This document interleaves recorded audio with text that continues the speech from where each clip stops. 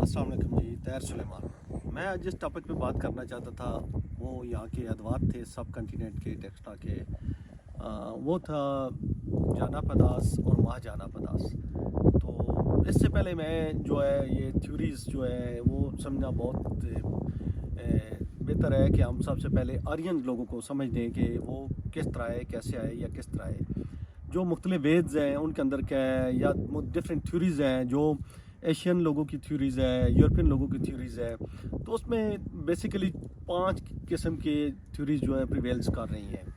जो हमारी एक हड़प्पन थ्योरीज़ है, उसके बाद हमारी सेंट्रलेशन थ्योरीज़ है, यूरोपियन थ्योरीज़ है, तिब्बतन में इंडियन थ्योरीज़ है और तिब्बतन थ्योरीज़ भी है। जो सब ये इनके स्कॉलर्स बड़े बड़े जो स्कॉलर्स हैं, यूरोपियंस हैं या हमारे सब कंटिनेंट के, जो ज़्यादा काम तो इंडियन ने किया है, यूरोपियन ने किया है। वो कुछ लोग कहते हैं कि ये नॉर्थ पोल से आए हैं, और कुछ लोग कहते हैं ये ईरान से आए हैं, और कुछ जो बेसिक जो चीज़ इनकी अमेरिक वेद या जहाँ से ये स्टार्ट हुआ है, ये आर्यन का मतलब होता है एक महान बंदा, एक नोबल इंसान। बाद में इसका जो है नोबल आप मैंने कर सकते हैं।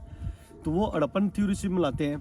तो इसका मतलब ये है कि ये अभी तक रिसर्च हो रही है कि ये आर्यन आए कहाँ से है। और वो इंडियन थ्योरीज है, वो कहते हैं यहीं के लोग थे जो सेंट्रल एशिया और मुख्तलिफ इलाकों से, ये जिसमें अफगानिस्तान का इलाका भी है, पाकिस्तान का इलाका और इंडिया का इलाका भी है।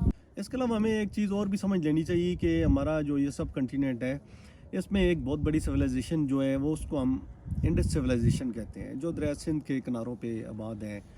वहाँ ज़रात होती है, सारी चीज़ें थी। इसी तरह एक और सिविलाइजेशन है जो हमारे सब कंटिनेंट में है, वो गंगा सिविलाइजेशन है।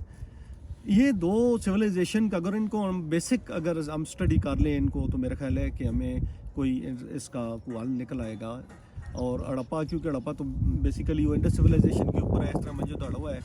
तो ये चीज़ें बेसिक जो है ना, आर्यन के ऊपर भी रिसर्च होनी चाहिए कि वो यहाँ के बाशिंदे थे, ईरान से तलक रहते थे, नॉर्थ पोल से आए, यूरोप से आए, सेंट्रल एशिया से आए, या तिब्बत से बिलोंग करते हैं। तो उसके ऊपर जो प्रॉपर, इसका मतलब ये है कि जो हिस्ट्री के ऊपर कोई हतमी बात कोई भी नहीं कर सकता कि ये कोई हतमी बात है कि आपने जो उन्होंने लिख दिया है कि वो बिल्कुल इसी तरह है। तो मुख्तलिफ रिसर्च, मुख्तलिफ तरीक़ों से ये एक चीज़ स्कॉलर्स, रिसर्च करने वाले वो साबित करने की कोशिश करते हैं। उसमें 100% आप श्योरिटी से नहीं कह सकते हैं कि ये कहाँ से आए, कहाँ से हुआ, किस तरह। ये एक अल्लाह का निज़ाम है को इंसानों को यहाँ इस दुनिया में इधर से उधर मुख्तलिफ हालात के मुताबिक वो माइग्रेट होते रहते हैं, और आपस में नस्लें एक दूसरे के साथ मर्ज होती रहती हैं। इंशाअल्लाह ताला अगले चैप्टर में मैं इनको जो है ना एक्सप्लेन करूँगा, जो 5 जो है थ्योरीज़ हैं।